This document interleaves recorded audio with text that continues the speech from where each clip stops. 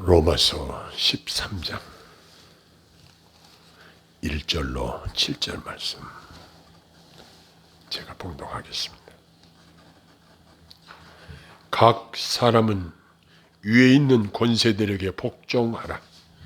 권세는 하나님으로부터 나지 않음이 없나니 모든 권세는 다 하나님께서 정하신 바라. 그러므로 권세를 거스르는 자는 하나님의 명을 거스림이니 거스르는 자들은 심판을 자취하리라. 다스리는 자들은 선한 일에 대하여 두려움이 되지 않고 악한 일에 대하여 되노니 네가 권세를 두려워하지 아니하려느냐. 선을 행하라. 그리하면 그에게 칭찬을 받으리라. 그는 하나님의 사역자가 되어 네게 선을 베푸는 자니라. 그러나 내가 악을 행하거든 두려워하라.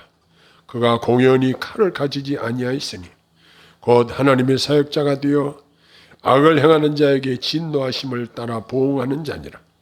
그러므로 복종하지 아니할 수 없으니 진노 때문에 할 것이 아니라 양심을 따라 할 것이니라. 너희가 조세를 바치는 것도 이로 말미암음이라. 그들이 하나님의 일꾼이 되어 바로 이 일에 항상 힘쓰느니라. 모든 자에게 줄 것을 주되 조세를 받을 자에게 조세를 바치고 관세를 받을 자에게 관세를 바치고 두려워할 자를 두려워하며 존경할 자를 존경하라. 아멘.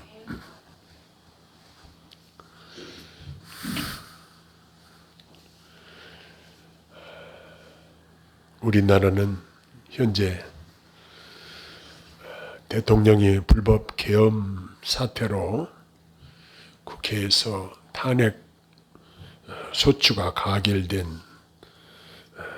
대통령에 대한 탄핵 찬성 의견이 60%가 넘게 집계가 되었다고 합니다.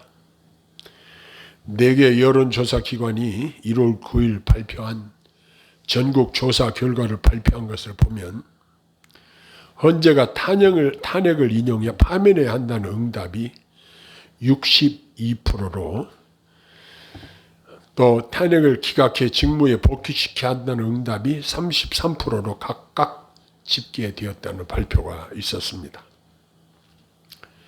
종교계에서는 천주교에서는 사제들 140여 명이 시국 선언을 하면서 그 중에 어떤 사람이 현 대통령을 향해서 입에 담지 못할 그럴 말을 할 정도로 그런 말을 했다고 합니다.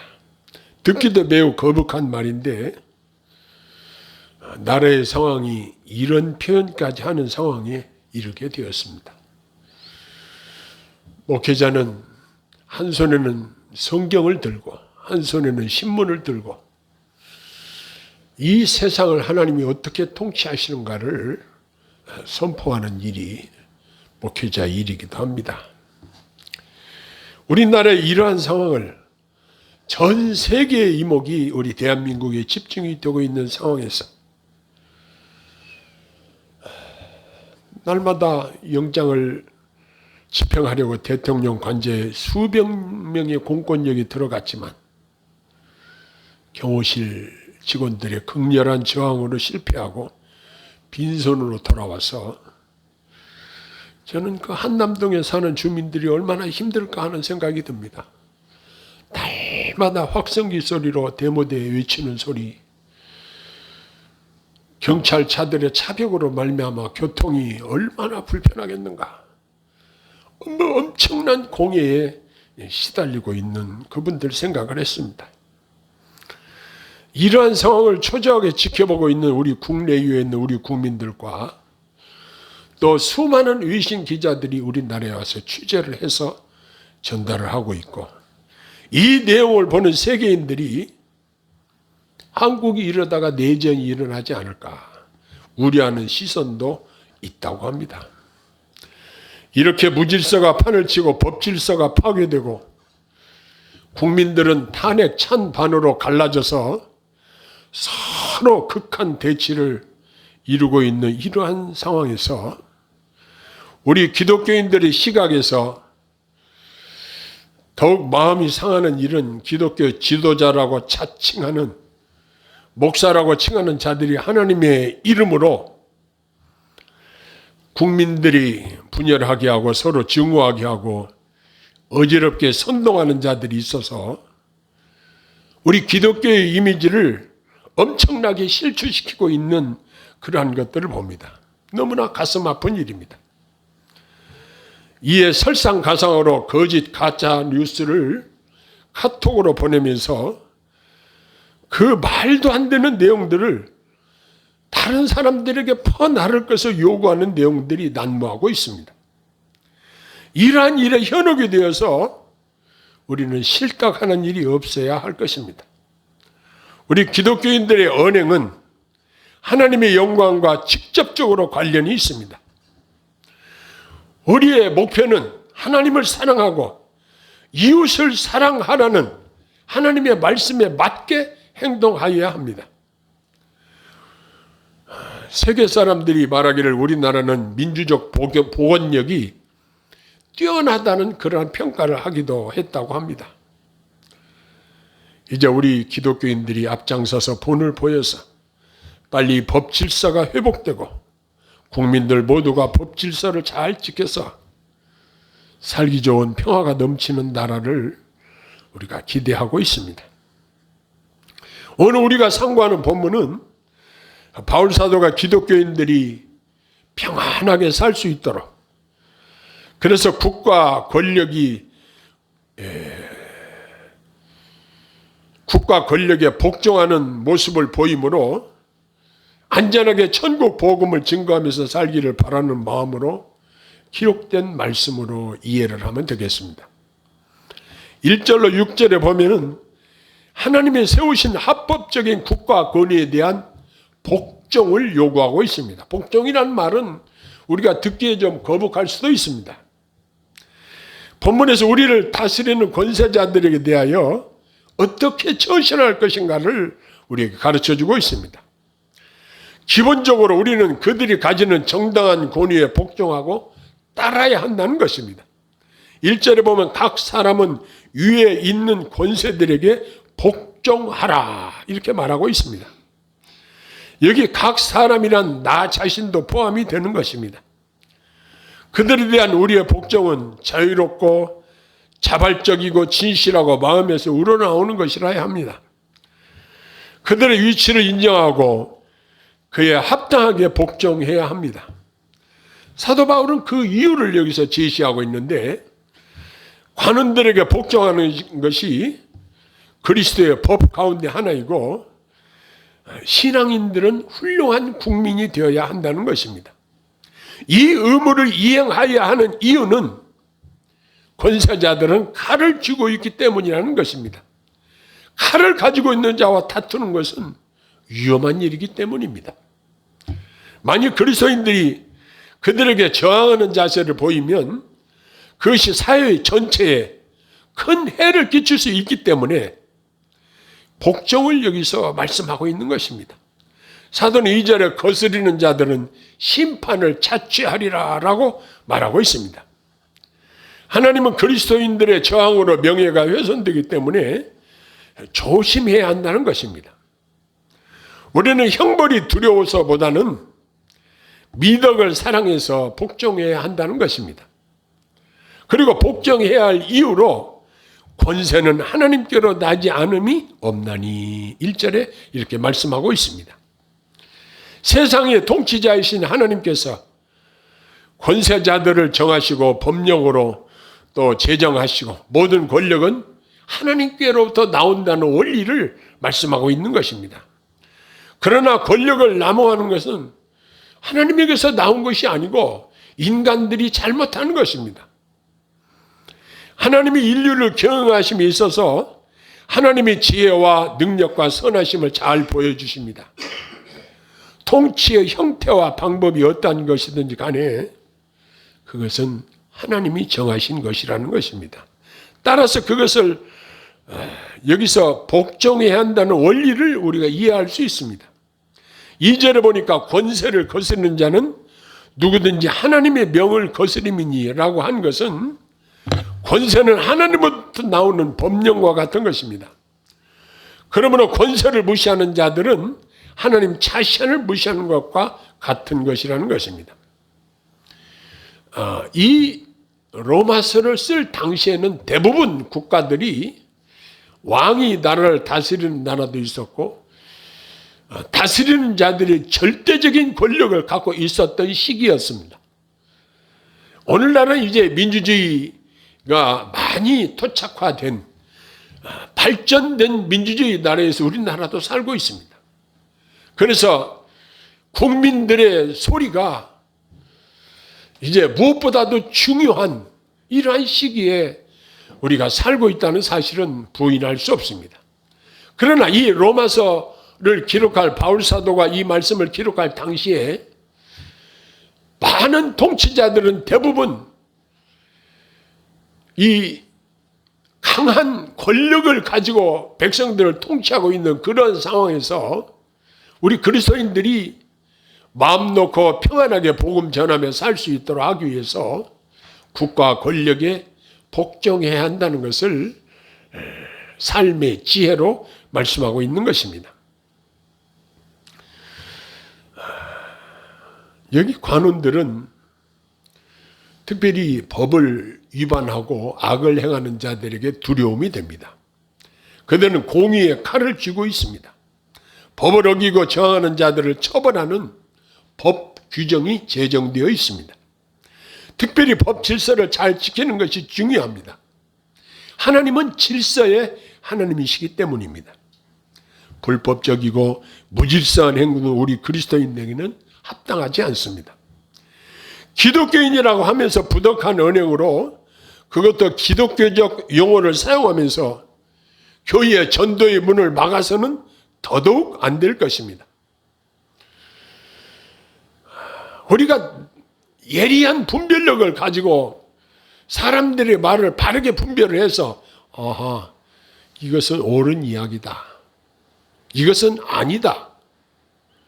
성령님께서 우리 자신들에게 주시는 분별력을 가지고 따라야 될 것은 따라야 되지만 따르지 말아야 될 것은 확신하게 거부하는 용기도 필요한 것입니다.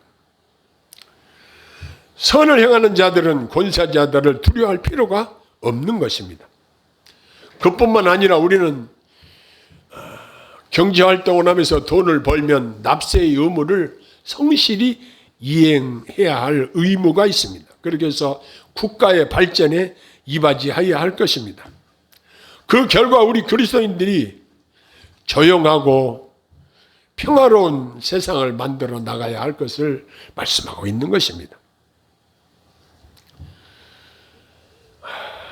이제 우리는 지금 극도의 혼란을 겪고 있는 우리나라의 상황을 매 시간마다 뉴스를 통해서 보고 있습니다.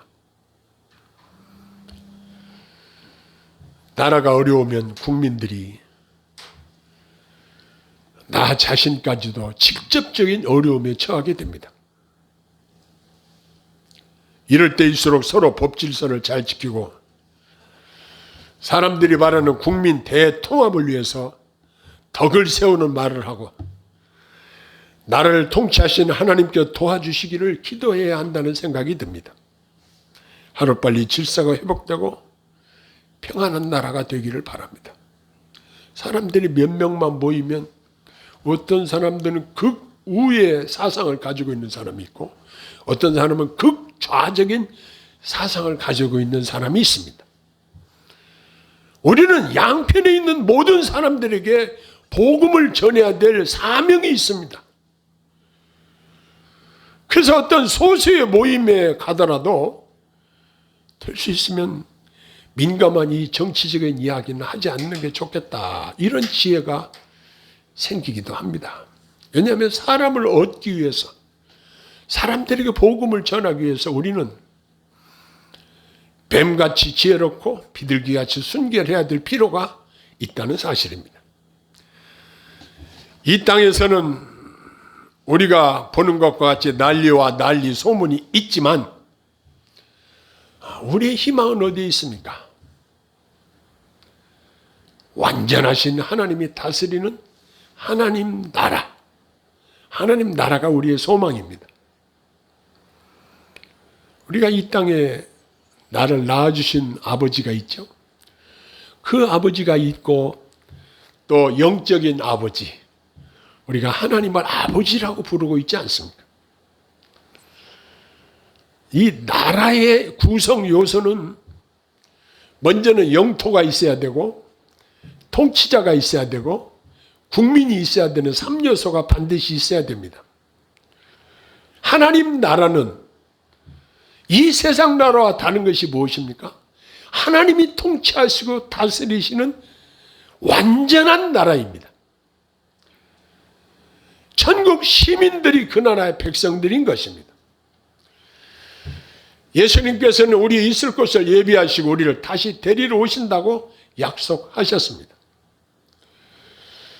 나이 드신 어른들은 알지만 이 나라가 많은 숱한 어려움을 겪고 지금까지 지내왔습니다. 제가 태어나서 지금까지 이 나라에는 큰 전쟁이 없었습니다. 얼마나 다행스러운 일인지 모릅니다. 그래서 지금 이와 같은 엄청난 번영을 이루어서 우리나라가 선진국 대열에 들어갔습니다. 그러나 아직도 이렇게 몸살을 앓고 있습니다. 이제 누가 통치를 한다고 해도 많은 문제점들을 가지고 있을 것입니다. 모든 국민들이 100% 만족할 수는 없을 것입니다. 그러나 완전하시고 풍성하신 사랑의 하나님이 다스리시는 하나님 나라는 참으로 완전한 나라입니다. 우리가 이 땅에 불완전한 불안한 이 세상에 살면서 더욱 우리 마음의 소망을 가져야 될 것은 하나님 나라에 대한 소망인 것입니다. 이것이 우리 그리스도인들의 소망이요, 우리가 바라는 것입니다. 사람들이 하나님 나라를 죽어서 가는 하나님 나라만 생각하는 경우가 있습니다. 그러나 아까 말씀드린 대로 나라의 구성 요소는 하나님이 통치하시는 이것이 중요합니다. 이 어지러운 세상에, 악한 세상에 살고 있지만 하나님이 다스리시는 그러한 주의 백성들은 하나님의 말씀에 복종하고 하나님의 말씀에 따라 살고자 하는 이러한 자들이 이 땅에서도 하나님 나라를 느끼고 누리며 하나님 나라를 이루어 나가는 이러한 삶을 살고 있다는 사실입니다. 그래서 하나님이 말씀하시는 이웃 사랑을 실천하면서 불의의 제물로 친구를 사귀어서 그들에게 복음을 전하고 그들을 하나님 나라 백성으로 인도할 수 있는 놀라운 은혜를 저와 여러분들에게 허락하셨습니다. 그렇다고 한다면 이렇게 날마다 시끄럽고 불안한 이 나라에 살면서도 우리의 마음은 절망적인 것이 아니라 하나님이 예비하신 하나님 나라가 내게 있지, 이 생각을 가지고 나와 다른 생각을 가지고 있는 사람들도 포용할 수 있는 마음이 있어야 할 것입니다. 저 사람은 저 사람 나름대로 그러한 소견을 가질 수 있습니다. 나는 내 나름대로 내 주관이 있을 수 있습니다. 자기 주장만 옳다고 하는 것은 마땅하지 않습니다. 다행스럽게 우리는 공산 국가에서 살지 않고 민주주의 국가에서 살고 있습니다. 우리의 자유를 최대한 보장받는 우리 대한민국에서 우리는 살고 있습니다. 얼마나 다양한 일인지 모릅니다. 그러나 아무리 살기 좋은 대한민국이라고 할지라도 완전한 나라는 아닙니다. 하나님 나라는 전지전능하신 하나님이 다스리시는 나라입니다. 이 나라에 대한 소망을 잠시도 내려놓아서는 안 될 것입니다. 우리가 하나님 나라의 소망을 가지고 사는 사람들은 하나님 나라를 바라보고 하나님 나라 백성에 합당하게 하나님의 통치에 순종하고 복종하고 사는 백성이라는 사실을 우리는 기억해야 할 것입니다. 아무리 악한 폭군과 같은 그러한 군주들이 통치를 한다고 할지라도 지금 바울 사도가 말하는 것은 성도들이 그들에게 당하지 않고 평안하게 신앙생활을 하려면 권세자들에게 복종하라는 그러한 권면력이 사고 있다는 사실입니다. 그 당시 시대적인 배경과 그러한 환경들을 염두에 두고 한 말로 우리는 이해하면 되겠습니다. 아무튼 이렇게 어려운 현실 속에서 우리의 마음은 매우 아플 때가 있습니다. 왜 나라가 이 모양 이 꼴인가? 그럴지라도 하나님께서는 이 세상의 사람들의 마음을 주장하시고 평안한 나라로 이끄시기를 기도합니다. 그리고 우리는 이럴 때일수록 언행을 조심해서 덕을 세우고 올바른 분별력을 가지고 우리가 책임질 행동을 해야 할 것입니다. 이제 우리의 말이 하나님의 영광이 달려 있습니다. 과연 하나님이 이 말을 기뻐하실 것인가? 하나님이 내게 하라고 하는 말인가? 아니면 하나님이 싫어하시는 말인가를 한번 생각하고 해야 할 것입니다. 왜냐? 저와 여러분들은 하나님의 통치를 받고 살고 있기 때문에 하나님의 심정을 먼저 살펴야 할 것입니다. 아직 완전한 하나님 나라에 들어가지 못했지만 이 불완전한 이 나라에 살고 있지만 우리의 시민권은 하늘에 있는지라 이렇게 말씀하셨기 때문에 우리는 보다 차원 높은 그러한 마음으로 하나님 눈치를 살피고 살아도 주를 위하여 살고 죽어도 주를 위하여 죽나니 사나 죽으나 주의 것이로다 말씀하신 것처럼 저와 여러분들이 하나님의 보호하심과 하나님의 다스리심 가운데 마음에 주님 주시는 참 평강을 누리면서 사시기를 소원합니다. 기도하겠습니다. 고마우신 아버지 하나님, 나라가 온통 난리 속에 우리가 살고 있습니다. 하나님 아버지, 속히 안정이 되기를 하나님 앞에 기도합니다. 하나님 아버지,